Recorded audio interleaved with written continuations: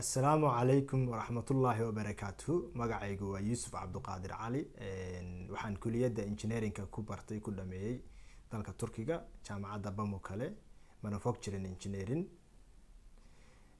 maanta waxaan marti u ahay Taha Inspires barnaamijka buug aqri buug ku tali oo aan rabo inaan idin la wadaago khulaasada buugga la yiraahdo The Power of Habit oo ka hadlaya awoodda caadada. halkaas oo rabo maanta dhowr qodobood oo aan ka soo dhax bixiyay buuggan aan akhriyay oo ah The Power of Habit khulaasadiisa inaan idin la wadaago. haddii aan u guda galo waxyaalaha rabo maanta inaan idin kaga wadaago waxaa ka mid ah sidee caado u abuurantaa, maxaa sababa inay caado abuuranto, sidee caado loo bedelaa. intaanan buugga u guda gelin khulaasada waxaan rabaa inaan wax yar oo aan tafatira idinka siiyo ama warbixin yar ah qoraaga buuggan qoray.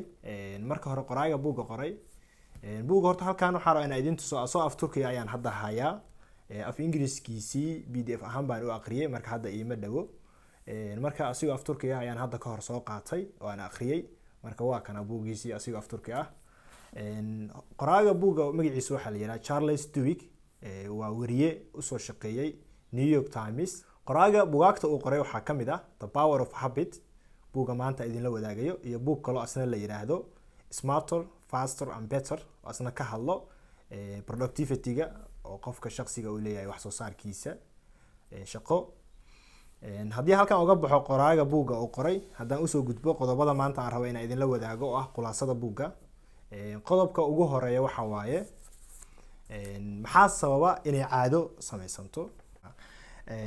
sababta aan rabo buugga maanta inaan idinoo wadaago oo ah buugga The Power of Habit dadka doonaya ama cid waliba oo doonaysa inay caado iska bedesho, caado xun iyo in ay samaysato caado wanaagsan. buuggaas oo buug aad u qiimo badan ah oo cid waliba doonaysa inay wax iska bedelo aad u anfacayo.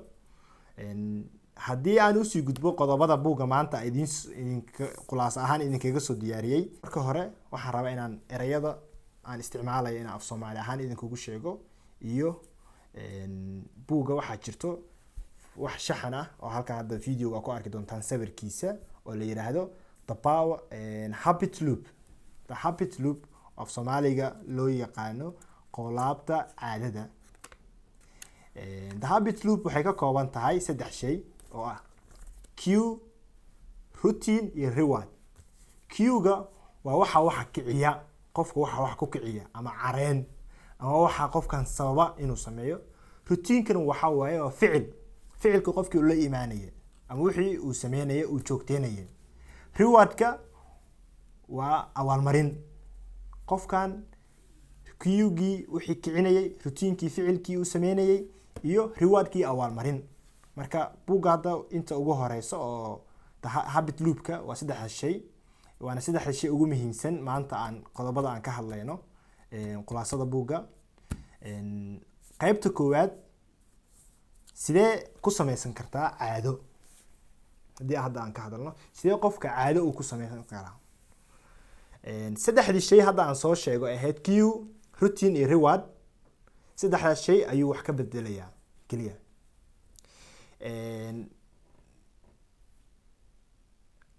haddii uu qofka rabo inuu caado uu sameeyo 3 shay oo aan soo sheegay ayuu 3 shay uu sameynaya oo ahayd cue wixii kicinayay, routine ficilkii uu la imaanayay iyo reward awaalmarin. haddaan hal tusaale idinkaga siiyo oo ah qofka raba inuu caado ah jimicsi inuu sameeyo. tusaale ka soo qaado kale subaxii waad soo kacday waxaad rabtaa inaad jimicsi ama sport sameyso. cue-ga hadda waxaa galaya cue-ga booskiisa waxaa galaya dharkii aad sportka ku sameyn lahayd iyo kabihii aad xiran lahayd.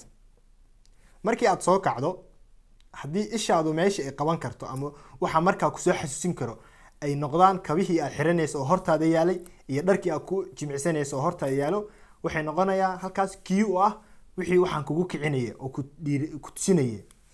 routine-ka oo ah ficilkii aad la imaanayso ee jimicsi inaad baxdo oo aad soo jimicsato, aad soo orado, aad sport soo sameyso.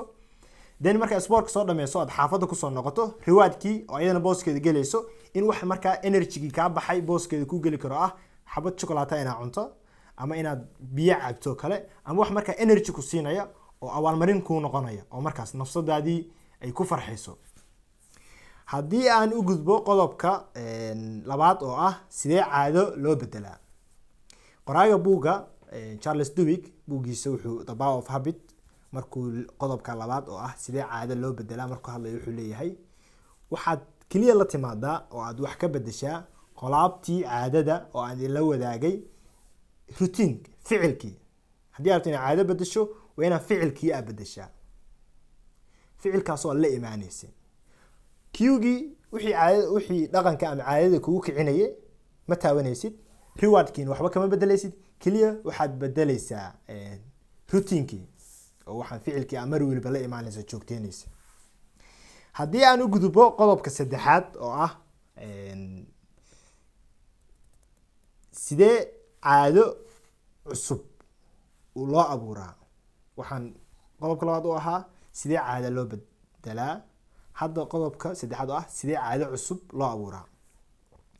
qoraaga buugga wuxuu leeyahay haddii aad doonayso inaad caado cusub samaysanto ama caado cusub aad abuurato, hal shay keliya ayaad samaynaysaa oo ah cue, wixii waxaan kugu kicinaya. caadada cusub waa la imaanaysa wixii kugu dhiirigelinaya, waxaa u samayn lahayd oo waxaan ficilkan wixii kaa careysiin lahaa inaad u samayso ah ayaad la imaanaysaa. dan kadib routinkii ficilkii inaad sii joogtayso oo wixii aad qabato ayaad ku xijinaysaa. rewardka oo ah inaad abaalmarin isku samayso kale. tusaale kasoo qaado kale, hadda buug aqris baa rabta inaad samaysato. sidaan ogsoonahay wax aqriska aad buu u dhib badan yahay, qofka inuu wax aqris uu joogteeyo aad buu u dhib badan yahay. so marka haddii aan hadda cuegii iyo routinkii rewardkii aan base ahaan u dhigno, cuegu ah inaad samaysato saacad ama xilli aad tiraado waqti hebel baan aqrinayaa. tusaale kasoo qaado kale, maalin walbo saacad hebel 3 galabnimo ama 4 markii la gaaro kale, ama subaxii markaad soo kacdo kale buug baan aqrinayaa. waqtigaas aad sheegtaa wuxuu kuu noqonayaa cuegii, waxaan wixii kusoo xasuusinaya ama kugu kicinaya waqti hebel buuggaasaan aqrinayaa. routinkii oo ah inaad wixii joogtayso aad tiraahdo maalin waliba markaad soo kaco buug baan aqrinayaa oo aad wixii ficilkii joogtayso. rewardka oo ah abaalmarintana waxay ku noqonaysaa buuggaan aqrisay wixii aad ka faa'iiday, cilmigii aad ka heshay, markaas wax nafsadaadii oo wax u taraya ama dhiirigelinaya ama horumarinaya, nafsadaada kobcinaya ayaa rewardkiina kuu noqonaya. haddii aan u gudubbo qodobka shanaad, qodobka afraad, keystone habits. qoraaga buuggiisa wuxuu hadlayaa keystone habits, uu leeyahay caadooyin kala kaaba ama caadooyin caado kala kaaba, sida hadda af Soomaaligaan ugu micneeyo ah caadooyin ku dhiirigeliya. tusaale kasoo qaado kale, waxyar ka hor waxaan niri buug aqris baa rabta inaad samaysato. buug aqris inaad samaysato waxaa u baahan tahay in marka hore noloshaadii aad maxaa la yiraahdaa aad jadwal u samayso, noloshaadii aad waqtigii u maareyso, aad tiraahdo subaxii salaad subax markaa usoo kaco, salaadaan tukanaya, quraankayga aan akhrisanaya, ama wixii shaqadii kale aad qaban lahayd aan sameynaya. then caadooyin aad la timaado, caadooyin kale aad sameynayso kugu dhiirigeliya oo aad ku kaabto. qodobka lixaad oo khulaasada, ama qodobka shanaad khulaasada, oo ah rumeyn in nafsadaadii aad ku kalsoon tahay, kalsooni buuxda isku qabto in waxaan aad la imaanayso ama caadadan aad samaysanayso nafsadaadii aad ku kalsoon tahay aad sameynayso. sidaan ogsoonahay bini aadanka waxaa jira waxyaalo badan oo caqabad ku ah markuu rabo inuu wax sameeyo, wax badan nolosha struggle ku noqonayo. si struggle-kaas iyo waxyaalaha caqabad uga hortagto waa inaad marka hore noloshaadii aad kalsooni ku qabtaa, kalsooni buuxdo, si dhaqankii cusub aad la imaanayso aad ugu guuleysato. qodobka u dambeeyo aan rabo inaan kusoo qatimo oo ah community. buugana uu kaga hadlayo qodobkiisa lixaad, qodobkiisa 7, bulsho ama environment inaad la timaado oo ah wixii aad sameynaysay ama caadadii aad rabtay ama dhaqankii cusub inaad yeeshato aad kuga dayan lahayd oo kugu dhiirigelin lahaa. sidaa ogsoonahay Soomaalida waxay tiraahdaa qofka haddaad rabto inaad barato 5 qof oo ku hareereysan ayaa la qiimeeyaa, la fiiriyaa si aad u ogaato qofka wuxuu yahay. marka bulshada ama environment-ka ku dhex jirto mar waliba way ku saameynaysaa oo effectiga iyo maxaa la yiraahdaa saameyn ay kugu yeelanaysaa noloshaada.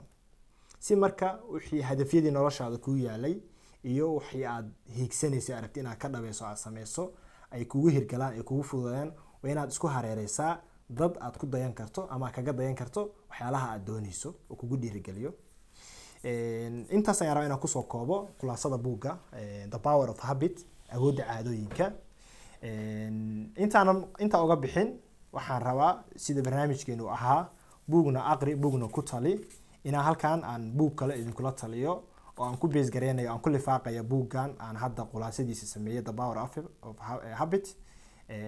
buugga aan idinkula talinayana asna magaciisa waxaa la yiraahdaa No Excuse, The Power of Self Discipline. qoraaga qorana waa Brian Tracy waa psychologist, qoraa iyo speaker oo Mareykan ah. marka hadda halkaas rabo inaan idinku soo gabagabeeyo barnaamijkii ahaa buugna aqri buugna ku tali. aad baa u mahadsantihiin, waxaan rajeynayaa inaad wax badan ka faa'iideen. Assalaamu calaykum waraxmatullaahi wabarakaatuh.